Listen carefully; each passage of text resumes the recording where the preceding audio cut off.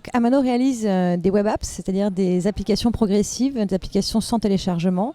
Elles permettent d'accéder dans un lieu au contenu utile pour tous les visiteurs. Ici, nous sommes au Palais des Congrès de la Porte-Maillot et les visiteurs qui se connectent au Wi-Fi arrivent sur une application mobile qui leur donne tous les renseignements utiles.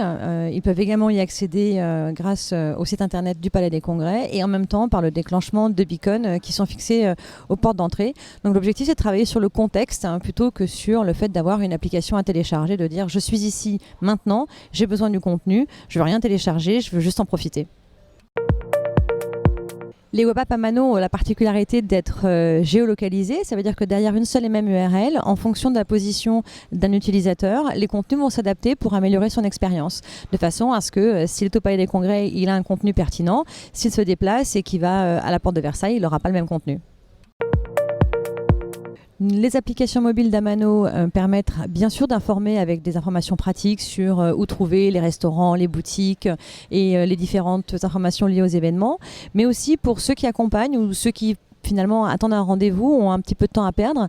On amène des packs d'infotainment qui amènent de la presse, des vidéos, des jeux, de la musique, du chat, de manière aussi à améliorer la connaissance client pour nos utilisateurs, de savoir finalement qu'est-ce qui est leur parcours et qu'est-ce qui les intéresse le plus. Donc l'idée d'Amano est venue des États-Unis où les premières web apps sont arrivées début 2011. Starbucks a été le premier à les déployer pour permettre justement à ses visiteurs dans différents cafés, dans différents lieux aux États-Unis d'avoir des contenus différenciés en fonction de leurs besoins. À partir de là, Amano a commencé à germer dans l'esprit de ses fondateurs en se disant comment faire pour créer des applications qui ne soient pas téléchargeables et qui permettent de streamer le contenu en fonction des besoins.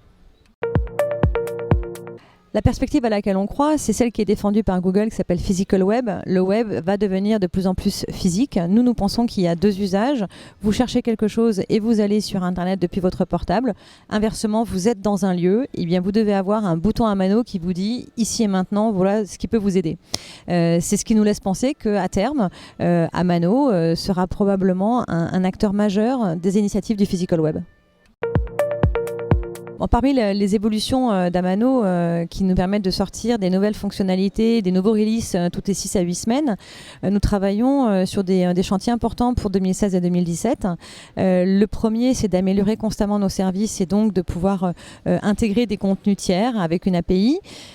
Mais la cible la plus intéressante pour nous reste celle de l'intelligence artificielle, de permettre à Amano d'être intelligent et donc d'adapter ses contenus en fonction de l'utilisateur et plus simplement du lieu. Donc de croiser lieu et profil utilisateur.